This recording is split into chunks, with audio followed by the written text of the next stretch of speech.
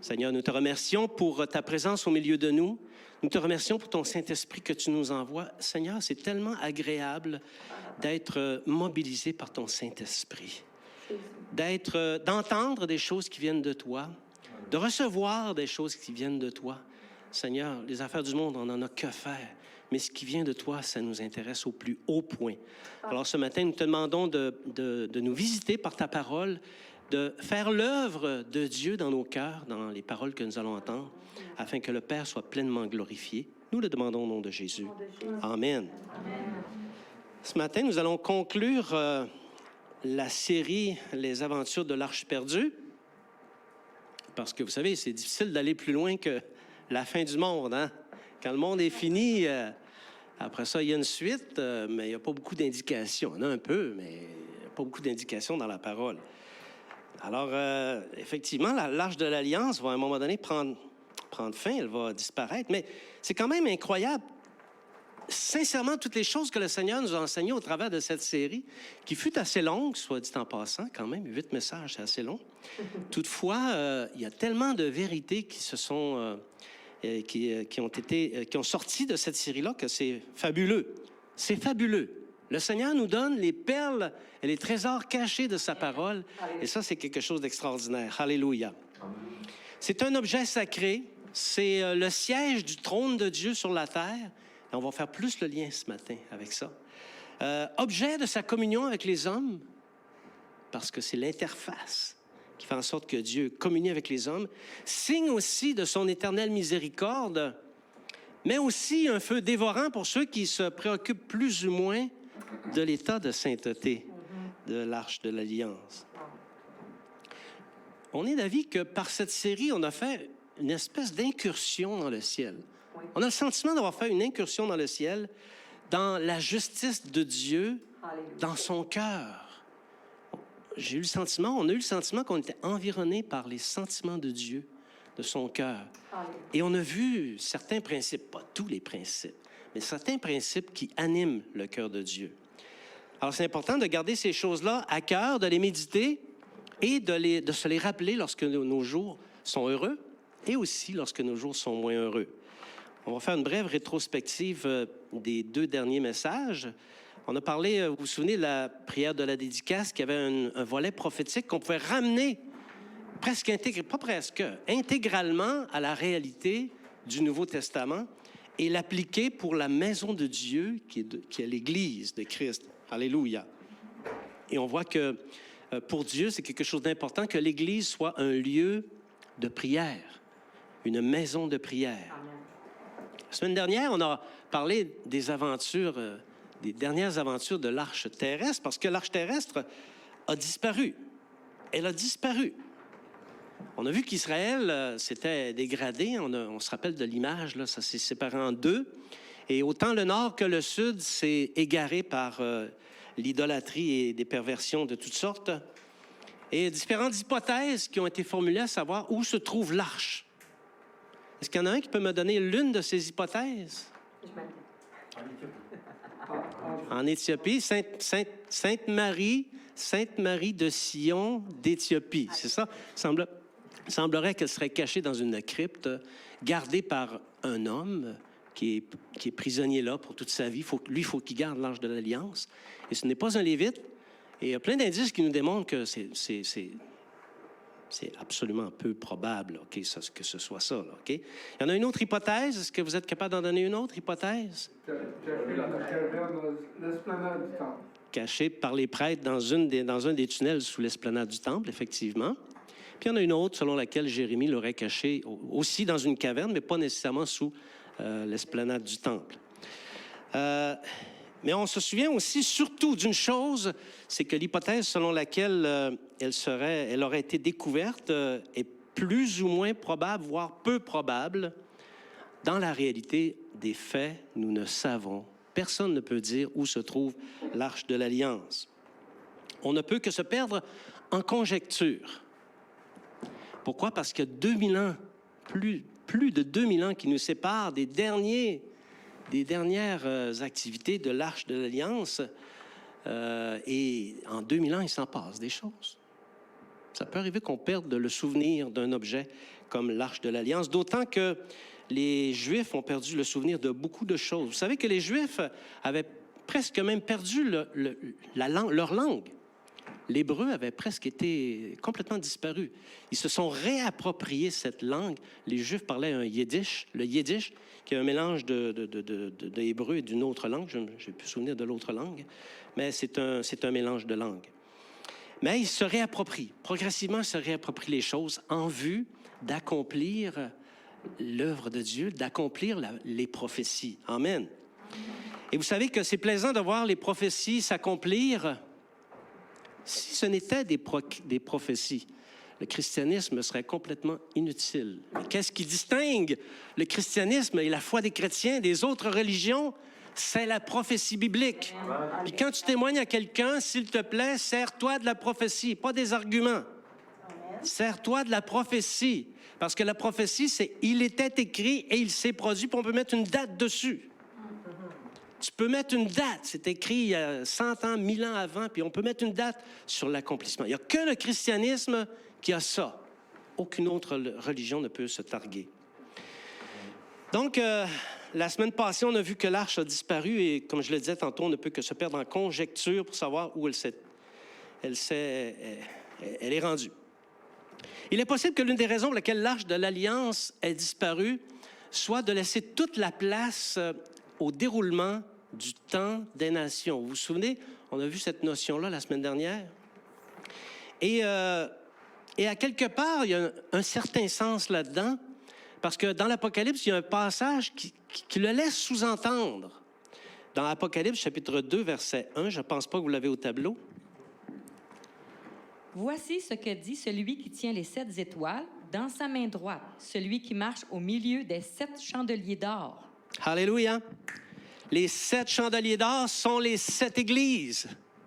Et Christ, le tabernacle de Dieu, marche au milieu des 7 églises. Point n'est besoin d'avoir d'arche de l'Alliance. En tout cas, pas pour les églises. OK? Et le temps des nations, on l'a vu, va se terminer avec le ministère de la dernière église qui s'appelle Laodicée, c'est ça.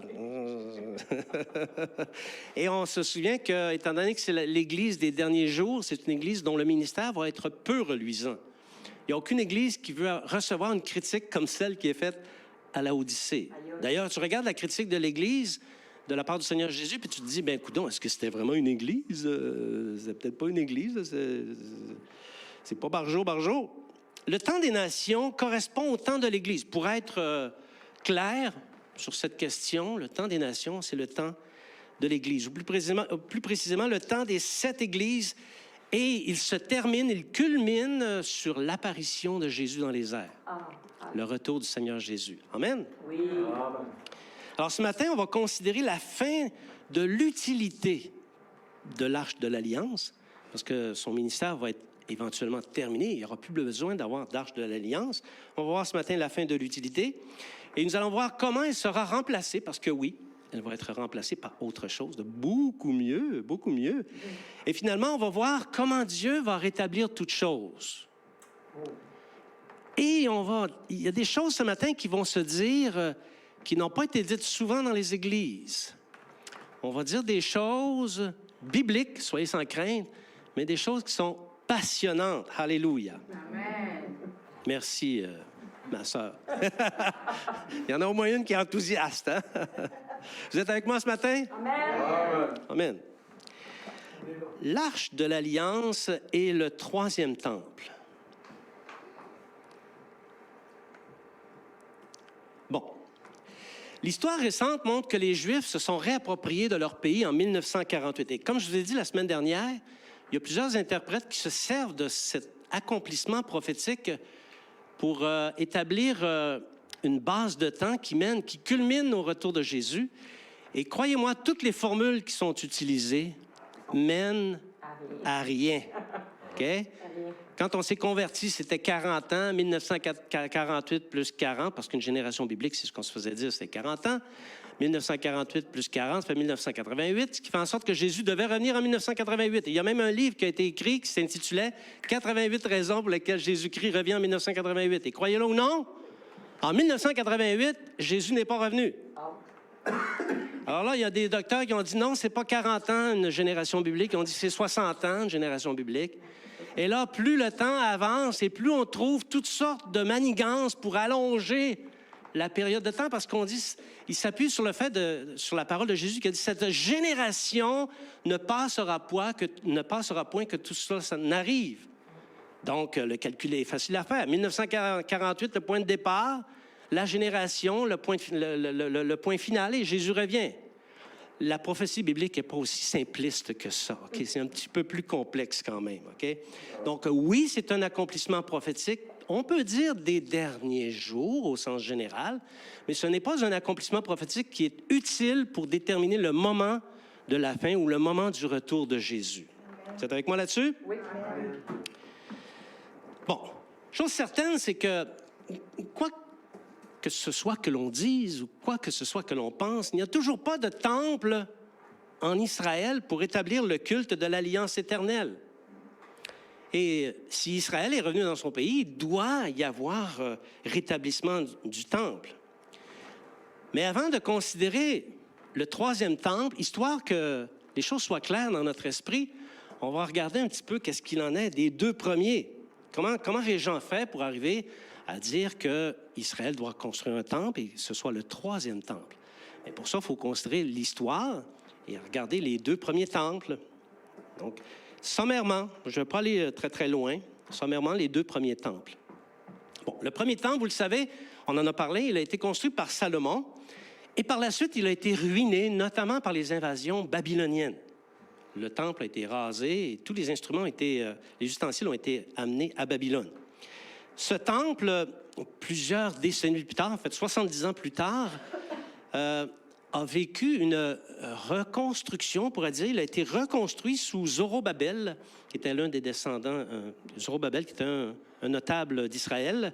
C'était un personnage important qui a présidé au retour de l'exil de Babylone en Israël. Okay? Ça, c'est le deuxième temple. Ensuite, il y a une longue période de temps qui s'est écoulée. Israël, éventuellement, je fais grâce de tous les détails historiques, éventuellement, Israël a été placé sous la domination des Romains. Et sous le règne d'Hérode le Grand, alors là, Hérode le Grand, lui, on le connaît un peu plus, et il était appelé ainsi parce qu'il a accompli de grandes réalisations. Il a fait de grandes constructions, notamment en Israël, pas seulement qu'en Israël, mais notamment en Israël. Et c'est sous son autorité, sous son pouvoir que le deuxième temple a été restauré. Et Hérode le Grand a fait une restauration, non seulement une restauration, mais il a apporté beaucoup d'aménagements, beaucoup d'extensions. Il a fait en sorte que le temple est devenu quelque chose de vraiment grandiose, l'un des plus beaux temples au monde. OK? Ce temple que Hérode a reconstitué et a rebâti, c'est de ce temple-là que Jésus a dit, « Vois-tu ces grandes constructions?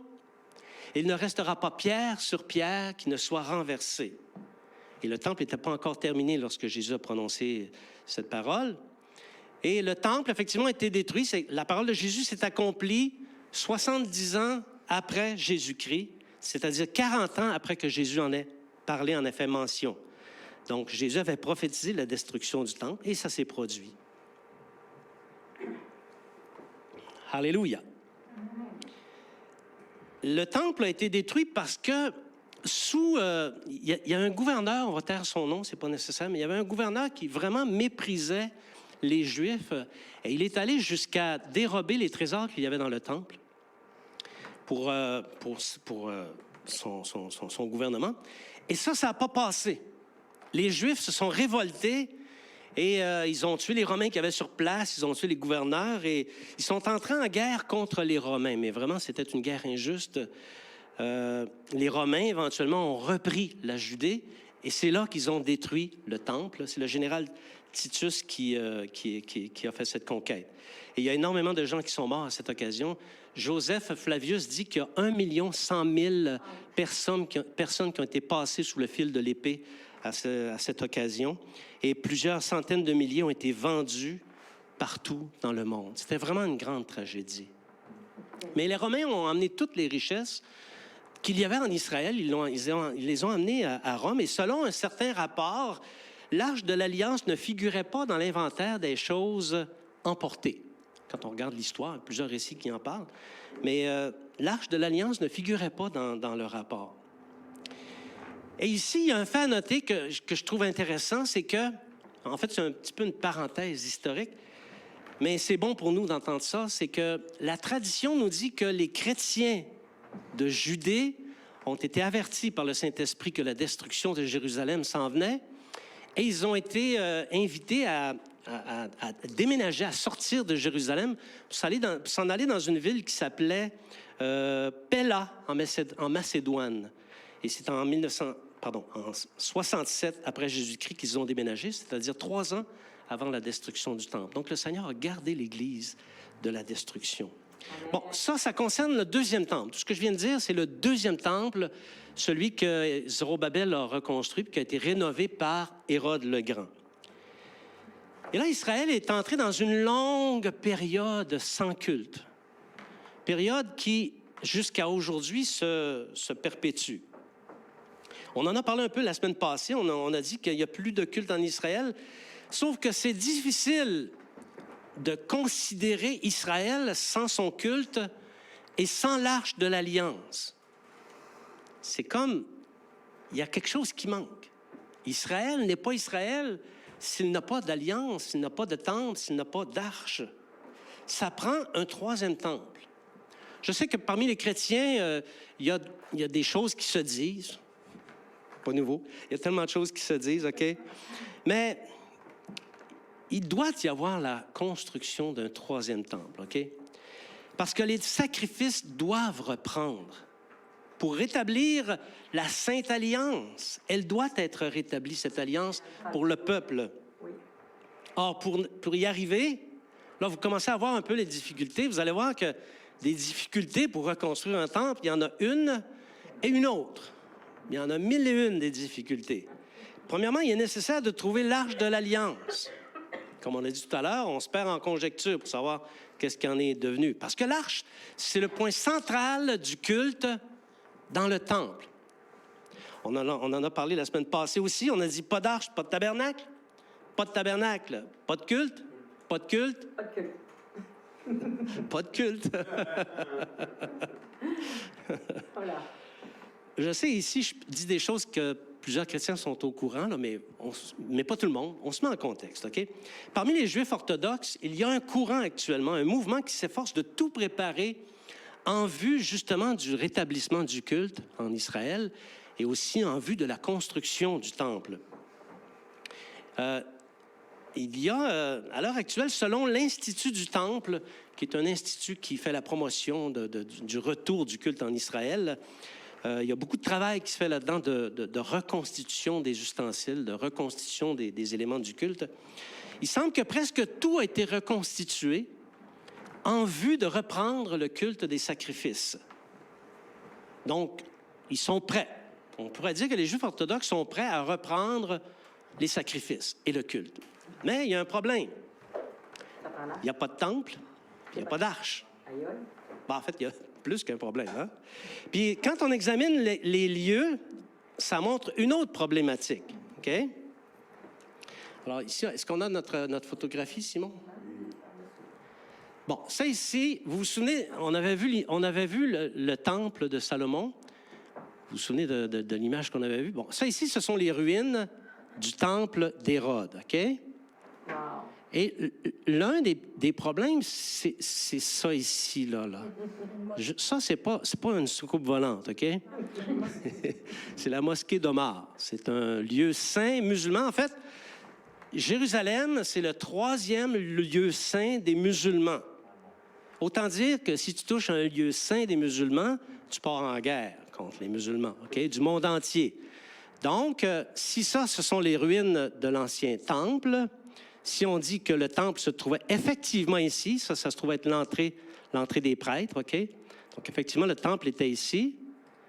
Donc, on dirait qu'ils ont fait exprès pour construire la mosquée directement là où devait être le temple, hein? Alors, ça aussi, c'est une autre problématique. De taille, n'est-ce pas? Mais malgré ce qu'on vient de dire, le temple doit être reconstruit. Ça, c'est une certitude, parce que les prophéties le disent. Mais aussi, l'Apocalypse le dit. Dans Apocalypse, chapitre 11, versets 1 à 2. Apocalypse, chapitre 11, versets 1 à 2. On me donna un roseau semblable à une verge en disant, « Lève-toi et mesure le temple de Dieu, l'autel et ceux qui y adorent. Mais le parvis extérieur du temple, laisse-le en dehors et ne le mesure pas, car il a été donné aux nations, et elles fouleront au pied de la ville sainte pendant 42 mois. » Alors ici, on pourrait dire que c'est un verset prophétique. Le fameux 42 mois, c'est la fin du décret de l'Antéchrist visant à notamment détruire les chrétiens. OK? Donc, à la fin des 42 mois, Christ revient. Mais ce que ça nous dit, c'est qu'il y a un temple. On ne mesure pas quelque chose qui n'existe pas. On mesure quelque chose qui existe. Alors, est-ce qu'il doit y avoir un troisième temple? La réponse, c'est oui. Mais qu'en sera-t-il de l'Arche de l'Alliance? Est-ce qu'entre-temps, Israël va l'avoir retrouvée? Est-ce qu'Israël va s'en fabriquer une nouvelle? Sincèrement, rien n'empêche qu'Israël se fabrique une nouvelle Arche de l'Alliance, sauf qu'il n'y aurait pas à l'intérieur les pierres qui avaient été écrites du doigt de Dieu. Mais encore là, rien n'empêche Israël de faire des pierres avec les 10 commandements et l'intégrer dans l'Arche. Personnellement, je ne vois pas d'empêchement là-dessus. Mais je ne peux pas non plus dire que c'est ça que ça va être, OK? C'est une possibilité. Qui peut vraiment dire qu'est-ce qui va se passer? Sauf que c'est certain qu'il y aura un troisième temple. Amen. Une arche, un temple, un culte. Amen. C'est un trio qui va ensemble et qui est inséparable. OK? L'arche de l'Alliance est la fin du monde. On fait un lien avec notre étude de mercredi dernier. Oui. On a vu qu'à la fin, le destin des nations et celui d'Israël va converger. OK? Parce qu'Israël va revenir, va se repentir, il va avoir une conversion nationale, on pourrait appeler ça comme ça. Et à ce titre, Israël va rejoindre la foi qu'il y a présentement dans les nations. Et le temps de la fin correspond au temps de la fin des nations. Et les deux vont être réunis. Leur destin va converger. Toutefois, avant l'établissement du règne de Christ, il doit y avoir une grande détresse. Une détresse si grande, dit Jésus, qu'il n'y en a jamais eu de pareil auparavant et qu'il n'y en aura plus de semblable par la suite. Et pourtant, dans le monde, il y en a eu des détresses. Il y a eu des détresses. Mais une détresse comme celle-là, jamais. OK? Une période de destruction à grande échelle où la terre sera dépeuplée. Il va y avoir une organisation pour dépeupler la terre. Autant par les fléaux de Dieu, parce que par ces fléaux, Dieu va dépeupler la terre, que par l'ingénierie au mal de l'Antéchrist. Parce qu'il faut le dire, l'Antéchrist imposera une grande industrie de la mort et du sang. Un passage de l'Apocalypse semble parler de cette balafre mortelle que l'humanité va subir dans Apocalypse chapitre 14, verset 20. Et la cuve fut foulée hors de la ville, et du sang sortit de la cuve jusqu'aux morts des chevaux sur une étendue de 1600 stades. Oh, On parle de sang ici. On ne parle pas des cadavres. Aïe, aïe. C'est que le sang. Et 1600 stades, ça donne 300 kilomètres. Ah. Le mort des chevaux, mettons qu'on met ça à 4 pieds et demi, 5 pieds, le mort des chevaux. Êtes-vous capable d'imaginer la quantité de sang que ça prend pour remplir une cuve de cette envergure de 300 kilomètres? On s'entend pour dire qu'il y a seulement qu'une industrie ingénieuse, au sens, c'est un peu péjoratif, là, mais il n'y a qu'une industrie ingénieuse qui peut parvenir à autant de mal sur la terre. Que vont-ils faire des cadavres? Je vais aller plus loin. J'ai essayé autant comme autant de trouver la formule mathématique pour tenter d'identifier combien il y a de personnes qui sont concernées par cette cuve de sang, parce que vous savez qu'un homme normal, une femme aussi, a entre 6 et 8 litres de sang dans le corps. Donc, à partir des indications qu'on a dans ce passage, on serait capable de calculer le nombre de personnes qui sont concernées. Ce sont des centaines et des centaines de millions de personnes qui sont concernées. Alors, vous comprenez qu'il y a seulement que... Ça nous parle un peu aussi de l'état dans lequel va être le monde quand ça va arriver. Ce n'est pas le monde qu'on connaît actuellement. C'est un monde complètement perdu, un monde qui a même perdu le sens des valeurs, le sens, une humanité déshumanisée complètement. Bon, ceci va arriver et Dieu le permet. Pourquoi Dieu permet une telle chose? Quelles sont les raisons du jugement à venir?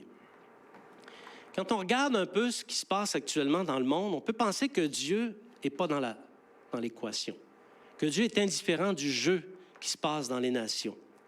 Mais croyez-moi, c'est loin d'être le cas. Par le moyen des 7 églises-nations, vous savez qu'on est la 6e et nous sommes l'Église, pas l'Église EVR, mais l'Église occidentale, c'est l'Église de Philadelphie. OK, c'est bon, bravo, vous suivez pas pire. Jésus s'efforce de construire son royaume. À chaque jour, des centaines et des centaines de personnes se tournent vers le Seigneur. Amen. Parmi toutes les nations. Alléluia. Pas qu'ici. En fait, ici, il y en a moins que bien des endroits dans le monde. Alors, plein de gens viennent à Christ et Christ continue de construire son royaume. En même temps, même si l'Antéchrist n'est pas sur le point d'arriver. Wow, Jean, comment tu fais pour dire ça que l'Antéchrist n'est pas sur le point d'arriver? Ben, c'est parce que moi, j'ai lu le livre Limpide et masqué. Et puis, c'est vraiment intéressant tout ce qui se dit là-dessus, à ce sujet-là, OK? Mais même si l'Antéchrist n'est pas sur le point d'arriver, il est notoire que l'esprit de l'Antéchrist ou l'esprit de l'Antichrist est en action. Vous connaissez la différence entre Antichrist et Antéchrist? Bon, plusieurs s'avancent sur des explications, mais il n'y en a seulement qu'une seule, OK? L'Antichrist, c'est qui s'oppose à Christ, et Antéchrist, c'est antérieur à Christ. Or, quand j'ai lu Limpide et masqué, j'ai découvert que l'esprit qui va habiter l'Antéchrist éventuellement est un esprit qui a vécu avant Christ, d'où le fait qu'il s'appelle Antéchrist. N'est-ce pas beau, non? Je vous encourage à le lire. J'ai été mandaté pour vendre quelques copies, donc si... Donc, l'esprit de l'Antichrist est en activité dans le monde. Le 20e siècle, c'est celui qui a livré le plus de martyrs de chrétiens sur l'autel des sacrifices. Les chrétiens ont été la proie de tous les régimes communistes. La Russie, la Chine, les pays totalitaires ont les mains rougies de sang et eux-mêmes ont rempli des cuves de sang, du sang des saints. Mais pas que les chrétiens ont été mis à mort. Beaucoup de gens innocents ont été mis à mort. Des centaines de millions ont été mis à mort. On estime que le spectre du communisme, parce qu'on parle comme ça, hein, en passant, si vous pensez que le spectre du communisme a perdu de son envergure, détrompez-vous. Cet esprit-là, c'est l'esprit de l'Antichrist et il est encore à l'œuvre même dans nos sociétés. C'est surprenant de voir à quel point l'esprit de l'Antichrist, par le moyen du communisme, cherche à envahir les nations occidentales, les nations libres. Donc, on estime que le spectre du communisme a éradiqué plus de 100 millions de gens.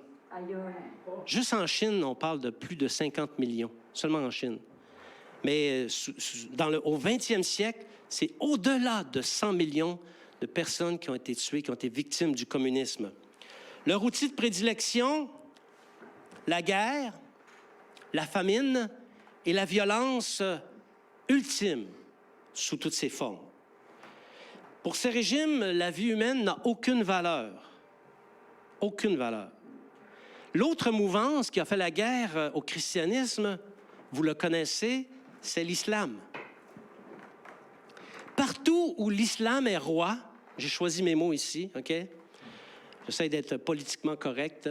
Partout où l'islam est roi, les chrétiens sont violentés, torturés, violés et tués. La pensée même d'un islam modéré est une pure illusion. Ça n'existe pas. Leur pensée, c'est de prendre le pouvoir et leur pensée, c'est d'établir l'islam, d'obliger l'islam partout par la violence, la guerre, la famine, sous toutes ses formes. Et ça, c'était, vous avez fait le calcul, l'islam, on parle qu'ils ont tué entre 350 et 700 millions de personnes depuis que la religion existe, depuis que Mahomet existe, OK? C'est du monde, ça, là. C'est sûr que l'échelle de temps est plus longue que celle du communisme, mais sur l'échelle du temps, 350 à 700 millions, c'est énormément de monde.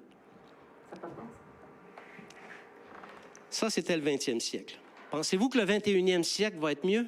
Non. L'esprit de l'Antéchrist s'est développé dans toutes les nations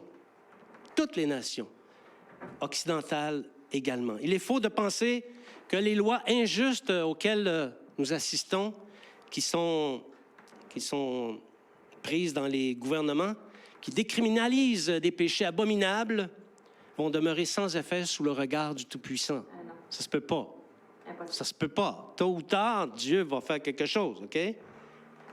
Le temps arrive où les hommes devront rendre des comptes pour tout le mal qu'ils ont fait à l'endroit des justes, des chrétiens, de l'Église et des disciples. Ésaïe, chapitre 26, verset 21. Car voici, l'Éternel sort de sa demeure pour punir les crimes des habitants de la terre. Et la terre mettra le sang à nu, elle ne couvrira plus les meurtres. Voilà, ce temps arrive. Le temps arrive où la terre elle-même vomira les habitants qui sont dessus et les méchants. Parce que notre Dieu est encore sur son trône. Amen. Et notre Dieu veut encore faire justice. Alléluia. Oui. Le temps arrive où bientôt Dieu enverra ses châtiments, et en ce jour, quand Dieu va envoyer ses châtiments, là je ne parle pas de la grande tribulation. Ne me faites pas dire des choses que je ne dis pas, OK? Mais quand Dieu va envoyer ses châtiments, les justes, je le crois, vont être préservés des grands malheurs qui vont frapper les habitants de la terre. Je le crois, OK? Apocalypse, chapitre 8, versets 3 à 5. Apocalypse, chapitre 8, versets 3 à 5. Et un autre ange vint, et il se tint sur l'autel ayant un encensoir d'or. On lui donna beaucoup de parfums, afin qu'il les offrît avec les prières de tous les saints sur l'autel d'or qui est devant le trône. La fumée des parfums monta avec les prières des saints de la main de l'ange devant Dieu. Et l'ange prit l'encensoir, le remplit du feu de l'autel et le jeta sur la terre. Il y eut des voix, des tonnerres, des éclairs et un tremblement de terre.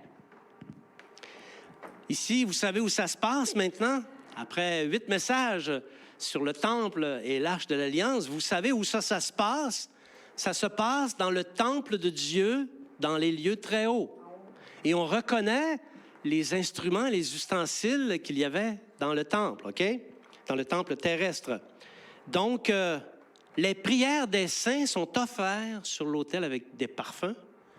Et de ça, on jette, par l'encensoir, on jette sur la terre le feu de l'autel. Il me semble que ça devrait produire quelque chose. Il me semble, OK? Et d'ailleurs, c'est pour ça que ça dit, il y eut des voix, des tonnerres, des éclairs et un tremblement de terre. Ça s'est produit, ça, là où se trouve l'arche de l'Alliance. Parce que l'arche est encore dans le temple en haut. Et ça, c'est un moment unique dans l'histoire du monde. Pour les connaisseurs de la prophétie biblique, les connaisseurs de l'Apocalypse, ce moment qu'on vient de lire correspond à l'ouverture du 7e sceau. Et il débouche sur de grands jugements, notamment le jugement des 7 trompettes. Et les hommes ne pourront plus échapper. Quand ça va arriver, quand cet ange va verser sur la terre ce qu'il y avait sur l'autel, les hommes ne pourront plus échapper. Si vous pensez que la COVID-19 a changé le monde, vous n'avez rien vu. Ça va changer le monde définitivement. Tellement que les hommes vont se mettre en colère contre Dieu. C'est ce que les passages suivants démontrent. Les hommes vont se mettre en colère contre Dieu, ils vont l'accuser de tous ses maux. Mais au fond, ça ne va être que justice contre le mal qu'ils ont fait et pour tout le sang versé. C'est ce qu'on voit dans Apocalypse, chapitre 11, versets 18 à 19. Les nations se sont irritées et ta colère est venue, et le temps est venu de juger les morts, de récompenser tes serviteurs les prophètes, les saints et ceux qui craignent ton nom, les petits et les grands, et de détruire ceux qui détruisent la terre. Et le temple de Dieu dans le ciel fut ouvert, et l'arche de son alliance apparut dans son temple, et il y eut des éclairs, des voix, des tonnerres, un tremblement de terre et une forte grêle. Le temps est venu. Oui, les nations se sont irritées, mais le temps est venu de la colère de Dieu, mais aussi faire justice envers les saints, ceux qui ont servi le Seigneur, ceux qui ont payé de leur vie, de leur sang, leur service. Et ici, c'est un passage clair où on voit la présence de l'Arche de l'Alliance. On dirait que j'ai fait exprès pour garder ça jusqu'à la fin. Ça se passe ici, ça se passe pas là-bas. Parce que depuis le début, je dis qu'il y a une Arche de l'Alliance dans le ciel, mais moi, j'aime beaucoup les Smarties, puis je garde les rouges pour la fin. Donc ici, cette démonstration, le fait qu'il y a une Arche de l'Alliance dans le ciel, je l'ai gardée pour la fin, OK? Ça, c'en est la preuve. Et cette fois-ci, elle apparaît dans le ciel, et cette arche contient l'alliance éternelle, l'alliance des 10 commandements. Wow, on est rendu à la fin, Dieu est sur le point d'exprimer sa colère, et qu'est-ce qu'il nous montre? L'arche, laquelle contient la sainte alliance des 10 commandements. Ah, je pensais que c'était fini, moi, cette affaire-là. Non, c'est pas fini. En fait, bien-aimés, j'aimerais ça vous sensibiliser à afficher plus de respect. Amen. Non seulement de connaître les 10 commandements, mais les respecter. Vous assurez que dans votre cheminement de vie chrétienne, il y a le respect des 10 commandements, OK? Parce qu'il y a beaucoup de chrétiens qui sont indifférents à l'égard des 10 commandements. Croyez-moi, ils ont tort. L'alliance des 10 commandements est au cœur de la relation entre les hommes et leur Dieu. Alors, si c'est ainsi pour les hommes, encore plus pour les disciples. Elle est dans le lieu très saint, dans le temple de Dieu, l'Alliance, la Sainte Alliance. Elle est dans l'arche de l'Alliance céleste et elle est au centre du sacrifice de Jésus qui a dit « Tout est accompli ». Il n'a pas dit « Tout est aboli ». Il a dit « Tout est accompli ». Or, les chrétiens sont légers face aux 10 commandements. Quelles sont les 3 transgressions les plus fréquentes des 10 commandements chez les chrétiens? Nommez-moi un. Les idoles.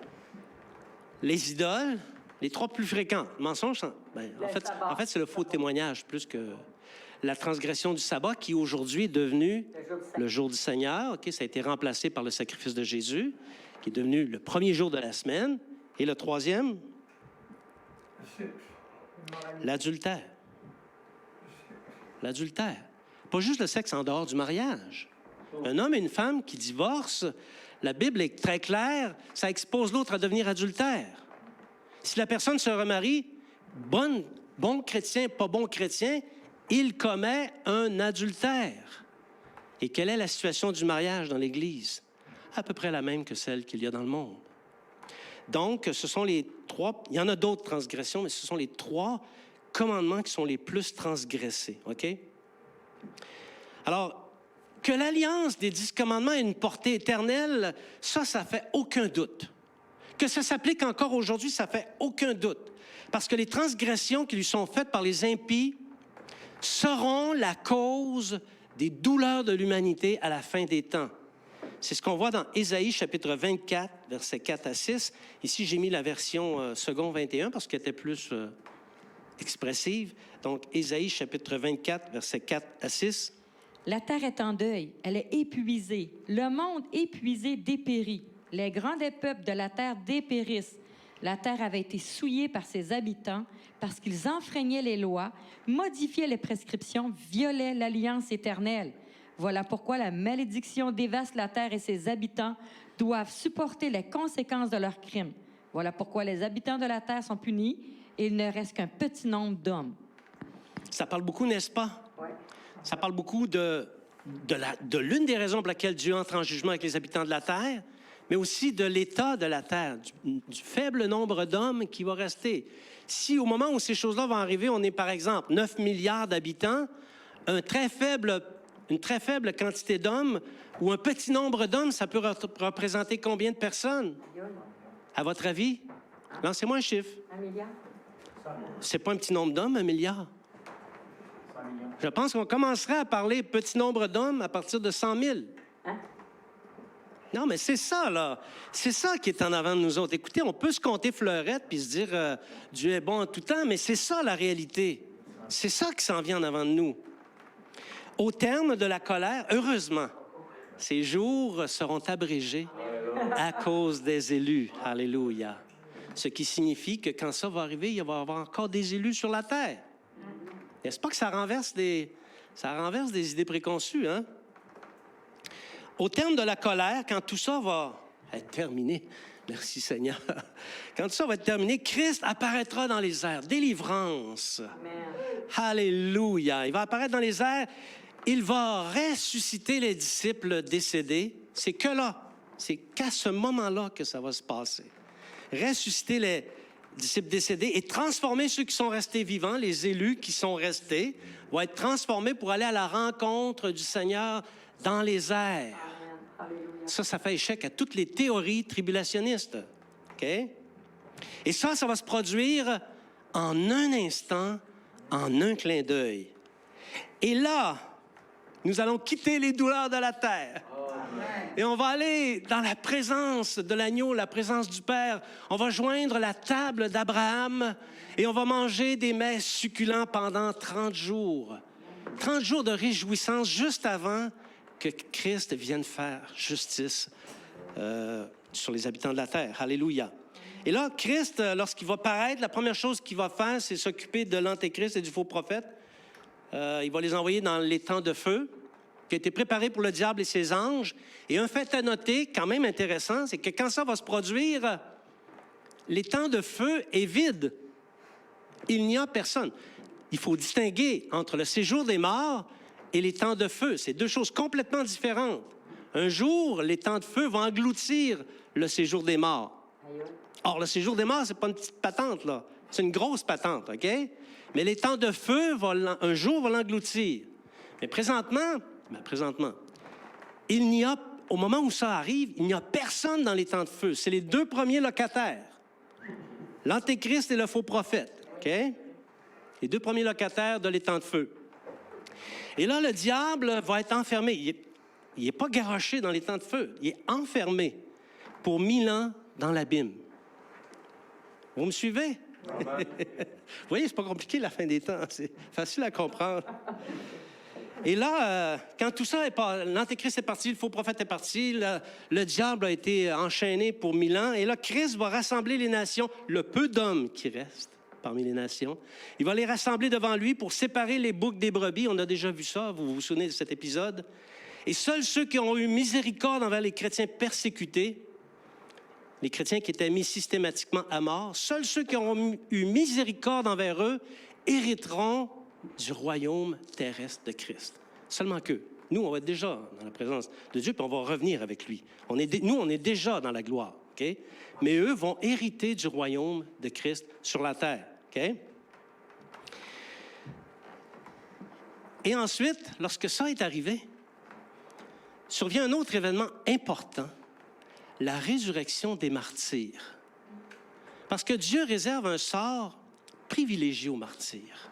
Ceux qui sont morts sous la hache, qui ont été égorgés, qui ont donné leur vie à cause du sang de l'agneau, vont ressusciter dans un moment particulier. Quand tout ça est terminé, c'est là qu'ils ressuscitent.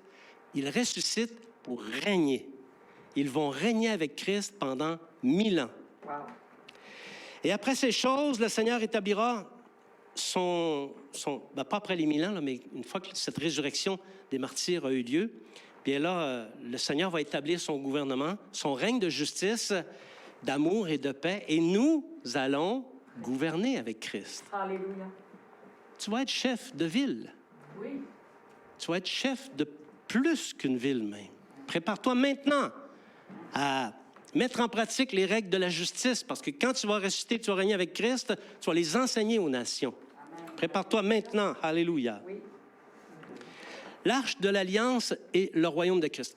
De deux choses l'une, ou on part la clim, ou on ouvre la porte, parce que vraiment, il commence à faire chaud. Puis je vous vois, là, vous commencez à cligner des yeux. On s'en vient dans l'intéressant, donc... Merci. Merci, Télésimon. L'Arche de l'Alliance et le royaume de Christ. Ben oui, il faut savoir qu'est-ce qui se passe avec l'Arche, non? Tout indique que même si le culte des sacrifices sera maintenu pendant ce qu'il est convenu d'appeler le millénium, la période de 1000 ans de paix sous le règne de Christ, on appelle ça le millénium. Okay? Donc, tout indique que l'Arche de l'Alliance ne sera pas dans le nouveau temple. Ce qui veut dire que l'établissement du règne de Christ marque la fin définitive de l'Arche de l'Alliance. Parce que Christ va y régner. Et Christ, c'est lui l'Emmanuel. C'est lui Dieu avec nous. C'est lui l'interface entre Dieu et les hommes. Donc, il n'y a plus lieu d'avoir l'Arche de l'Alliance. Et c'est ce que semble nous dire Jérémie dans le 3e chapitre, versets 16 à 17. Quand même, je ne tire pas ça des nus, là. Je ne vais pas tirer une pièce dans les airs. Si c'est face, il va avoir une arche. Si c'est pile, il n'y aura pas d'arche. Mais c'est quand même appuyé sur quelque chose. Jérémie, chapitre 3, versets 16 à 17. Lorsque vous aurez multiplié et fructifié dans le pays, en ces jours-là, dit l'Éternel, on ne parlera plus de l'Arche de l'Alliance de l'Éternel. Elle ne viendra plus à la pensée. On ne se la rappellera plus. On ne s'apercevra pas plus de son absence. Et l'on n'en fera point une autre. En ce temps-là, on appellera Jérusalem le trône de l'Éternel. Toutes les nations s'assembleront à Jérusalem au nom de l'Éternel et ils ne suivront plus les penchants de leur mauvais cœur. Est-ce que ça peut être plus clair que ça? Il n'y aura plus d'arche parce que Christ est l'arche. Alléluia. Et on ne s'en souviendra plus. Okay? Le nouveau temple, qu'on pourrait appeler le 4e temple, ça commence à faire des temples, a fait l'objet d'une longue description dans le livre du prophète Ézéchiel. Et ça va être, selon toute vraisemblance, un 4e temple, parce qu'il n'y a rien qui indique que le 3e temple va subsister au versement premièrement aux 7 trompettes et des 7 couples. Notamment cet immense tremblement de terre à Jérusalem qui va faire tomber la 10e partie de la ville. Le temple ne semble pas avoir résisté à ce cataclysme. Donc, il va être construit sur une très haute montagne qui n'est pas... C'est peut-être le lieu physique, c'est peut-être le mont Sion qu'on connaît aujourd'hui, mais ce mont va être surélevé. Ça va devenir la montagne de l'Éternel. Il va y avoir un changement géographique, topologique, devrais-je dire, du mont sur lequel le temple va être construit. Ça va être une hauteur. Les nations vont monter vers le temple pour amener la gloire des nations. Ce 4e temple, je vous en ai amené un dessin ici. Je ne voulais pas vous laisser quand même... Alors, vous voyez, ça ressemble quand même au format habituel, sauf que c'est complètement rectangulaire. Et ça, c'est un schéma qui a été... il est à l'envers. Mais c'est pas grave. Simon, c'est pas grave. Ça n'a aucune importance, en fait. Si vous regardez ça, c'est une description, un schéma qui a été construit à partir des descriptions qu'on retrouve dans le livre d'Ézéchiel. OK? Donc, quelqu'un qui a construit ça, ce sont les dimensions telles qu'on voit dans le livre d'Ézéchiel, et ça va donner ça. Le temple de Dieu. OK? Donc, ici, on voit ici, c'est le lieu saint, le lieu très saint, la cour, si on veut, où se trouve l'autel des sacrifices, etc. Et les différentes chambres alentour du temple et les différentes les différentes chambres alentour de la muraille qui cernent le temple. OK? Ça, vous avez tout ça dans le livre d'Ézéchiel. Puis vous avez aussi la nouvelle répartition du pays, parce que quand Christ va établir son règne, il va répartir à nouveau Israël parmi les tribus d'Israël. Et cette nouvelle répartition, je vous en ai emmené une image aussi, parce que c'est écrit dans le livre d'Ézéchiel. Je ne l'ai pas inventé, mais ça va être comme ceci. On va avoir au nord de Juda 6 tribus, OK? Et à partir de Juda, 6 tribus. Et chacune va avoir une strate équidistante, OK? C'est la même largeur. La même largeur. Chacune des tribus va avoir, si on veut, un peu la même dimension de territoire qui va lui être accordée.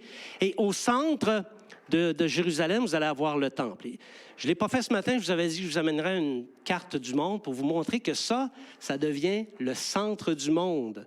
Regardez une carte topographique, pas une carte topographique, une carte du monde. Et Jérusalem, c'est le centre du monde. Et ici, vraiment, Jérusalem va devenir le centre de toute la terre. Et toute la terre, toutes les nations du monde vont affluer vers Jérusalem pour adorer le Seigneur et pour lui apporter la gloire des nations. C'est bon? Est-ce qu'on a hâte un peu? Oui. Ben moi, j'ai hâte, OK? Alléluia. L'Arche de l'Alliance au renouvellement de toutes choses. Là, on a vu qu'ici, il n'y aura pas d'Arche de l'Alliance. Il va y avoir un temple, mais il n'y aura pas d'Arche d'Alliance. Mais au renouvellement de toutes choses, ça, c'est le règne de Christ. Le règne de 1000 ans. Le règne de 1000 ans est à distinguer de ce qui va se produire au renouvellement de toutes choses. C'est deux événements complètement différents, OK? La Bible affirme qu'au terme du millénium, il faut que Satan soit relâché un peu de temps. Ah, on l'avait oublié, lui. On était tranquille. On était tranquille le temps qu'il n'était pas là, mais il semblerait qu'il faut qu'il soit relâché un peu de temps. Et il va en profiter pour aller séduire les habitants de la terre. Et séduire, c'est vraiment le mot, parce que l'Apocalypse nous dit qu'ils vont être une multitude innombrable, aussi nombreuse que le sable de la mer, qui va envahir le camp des saints, ce que vous avez vu là, sur la map tantôt, va envahir le camp des saints à Jérusalem. Non. Comment peut-on expliquer une affaire comme ça? Comment, au terme d'un beau 1000 ans de paix, de justice, de prospérité, de tout ce que vous pouvez penser de bon qu'il y a dans le royaume de Dieu, comment on peut en venir à vouloir aller détruire ça? Que toutes les nations montent pour détruire ce beau règne. Comment ça peut arriver? Il faut comprendre qu'il y a 1000 ans qui va s'être écoulé, qui est au terme de 1000 ans. 1000 ans, c'est quelque chose, là. 1000 ans sans que jamais la séduction du péché ne se soit manifestée. Oui, parce que c'est le diable qui nous séduit à commettre le péché, OK? Alors, ça veut dire que dans 1000 ans, le souvenir même du péché va avoir disparu. On ne se souviendra pas c'est quoi le péché. Les gens vont probablement penser que, effectivement, c'est bon une fois de temps en temps de faire un ménage, faire une élection, puis renverser l'ancien gouvernement, puis en amener un autre meilleur. Fait qu'ils vont peut-être penser ça. Ils ne se souviennent plus c'est quoi le péché. Ils ne se souviennent plus, là, qu'est-ce qui s'est passé pour ceux qui ont été rebelles. Et cette contestation de l'autorité... Et d'ailleurs, si je vous pose la question, qu'est-ce qui s'est passé en 1020? On est en 2020? Bien, 1000 ans précédents, c'est 1020. Qu'est-ce qui s'est passé en 1020? Il faut connaître l'histoire un peu, OK? Il n'y a pas quelqu'un qui veut se lancer en 1020? Qu'est-ce qui s'est passé en 1020? OK, c'est correct. Non, c'est correct. Tu t'en sors bien. Donc, c'était le temps des croisés, pour ceux qui ne s'en souviennent pas, là. Le règne, en fait, les croisés voulaient établir le règne de Christ à Jérusalem, et c'est un peu ça qui s'est passé au tournant du premier millénaire. Bon, voilà pour l'histoire, OK? Cette rébellion contre Christ ne durera pas longtemps. On se souvient qu'est-ce qui se passe quand on touche à l'arche? Le feu tombe du ciel et on est consumé. Qu'est-ce qui se passe quand cette contestation va arriver? Les hommes, par multitude, vont toucher à l'arche qui est Christ dans son règne et le feu va descendre du ciel pour les consumer. Ils vont tous être consumés d'une shot. Voyez-vous la relation entre ce qui s'est passé autrefois avec l'arche et ce qui va se passer dans le futur? C'est la même chose qui s'est passé avec M. Uza. Vous vous souvenez? M. Uza, il a porté L'arche a chambralé un peu, il a voulu la stabiliser. Le feu est tombé du ciel et a été consumé. Les nations du monde entier vont monter contre Israël, contre Jérusalem. La ville sainte est consacrée. Et c'est la même chose qu'Usa qui va leur arriver. Le feu va tomber du ciel pour les consumer. Et là, le diable va être jeté dans les temps de feu, là où sont déjà l'Antéchrist et le faux prophète, puis probablement qu'ils s'ennuyaient, ça fait 1000 ans qu'ils sont tout seuls. Là, le diable va être jeté là, et s'ensuit le jugement du grand trône blanc. Quiconque n'aura pas son nom écrit dans le livre de vie sera jeté dans cet étang de feu. Et là, il va y avoir du monde. Croyez-moi, l'étang de feu va être peuplé, OK? Il va y avoir beaucoup de monde. Et ici, il y a un point d'intérêt, quelque chose d'intéressant. En tout cas, moi, j'ai trouvé ça intéressant. Si vous ne trouvez pas ça intéressant, bon, vous avez le droit, OK? Si tous les justes, si vous m'avez suivi jusqu'à présent, là, vous allez savoir où je m'en vais. Si tous les justes sont ressuscités et règnent, c'est vrai? On a vu ça? Les martyrs sont ressuscités, les morts sont ressuscités, ceux qui sont restés vivants sont ressuscités. Tous ceux qui sont justes sont ressuscités et règnent déjà avec Christ, OK? Alors, qui sont ceux qui vont être jugés par le jugement du grand trône? Les survivants. Les survivants, ce sont ceux qui ont peuplé la terre. Oui, c'est beau. Vous savez que pendant le millénium, il va y avoir 2 catégories d'humains. Si vous ne le savez pas, je vous le dis, OK? Il va y avoir les ressuscités, et transformés, OK? Et il va y avoir aussi les survivants qui auront été sélectionnés par Christ, qui effectivement vont repeupler la terre, OK? Mais tout indique que les survivants seraient encore sujets à la maladie, aux blessures et même à la mort. Mais pas les transformés. Les transformés, ceux qui sont déjà avec Christ, eux, ils ne seront pas malades. Mais les survivants pourraient l'être. Et même si la Bible nous montre qu'ils vont vivre longtemps, ça pourrait arriver qu'ils meurent avant leur temps. Les hommes vont se marier encore, ils vont avoir encore des enfants, et dans ces temps, on dira que si quelqu'un meurt à 100 ans, il est donc bien mort jeune, lui.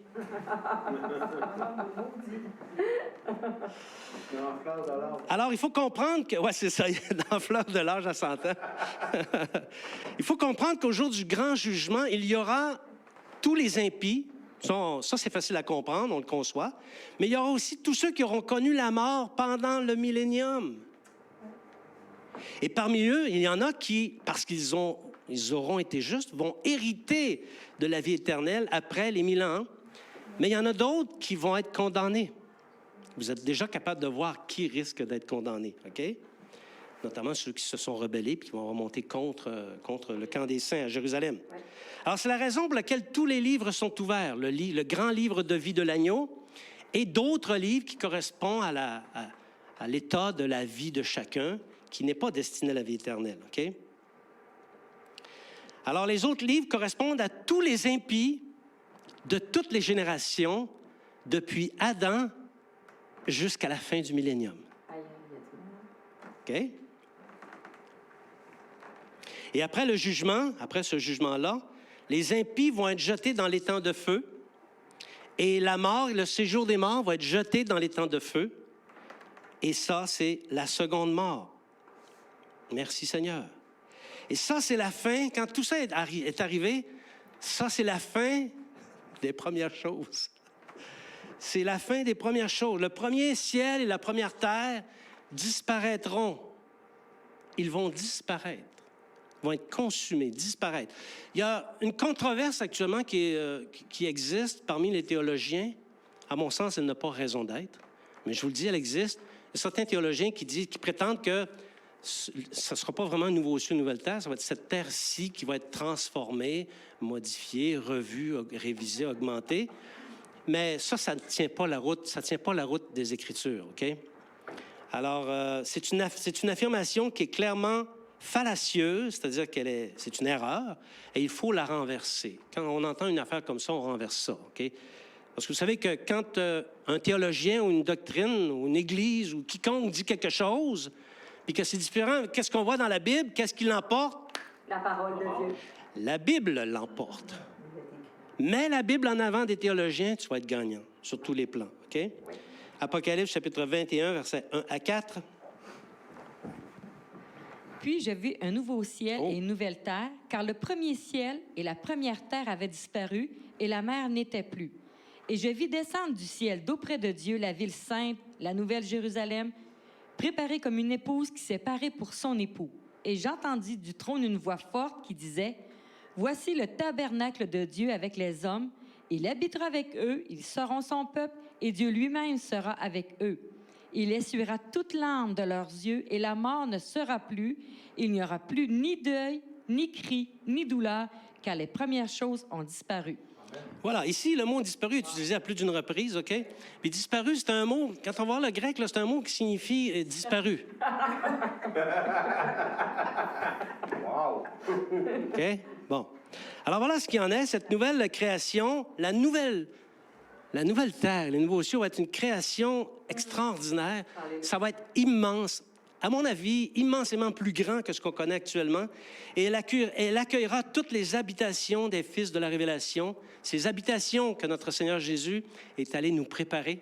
Et lorsque ça va être prêt, il va revenir nous prendre. Alléluia! Amen. Et sur cette terre, nouvelle terre, il n'y aura plus ni homme ni femme, mais que des fils et des filles de Dieu, semblables aux anges dans le ciel. Alléluia. Et alors sera pleinement accomplie la parole de Jésus dans Matthieu chapitre 5, versets 17 à 20. Ne croyez pas que je suis venu pour abolir la loi ou les prophètes. Je suis venu non pour abolir, mais pour accomplir. Car je vous le dis en vérité, tant que le ciel et la terre ne passeront point, il ne disparaîtra pas de la loi un seul iota ou un seul trait de lettre, jusqu'à ce que tout soit arrivé.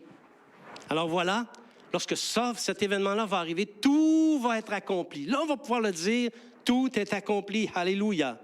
Et sous ce nouveau ciel, sous cette nouvelle terre, sur cette nouvelle terre, il n'y a plus de temple. Apocalypse chapitre 21, verset 22.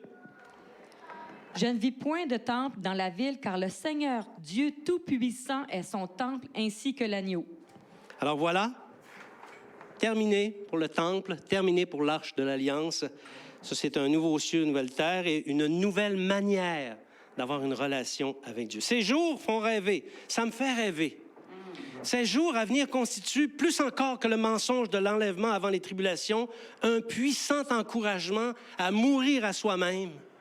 Oui, je veux mourir à moi-même parce que ça, je le veux. Oui. Je veux prendre ma croix et persévérer avec Jésus jusqu'à la fin. Et qu'il en soit ainsi pour vous, bien-aimés. J'invite les musiciens ici, alors que je vais faire la conclusion.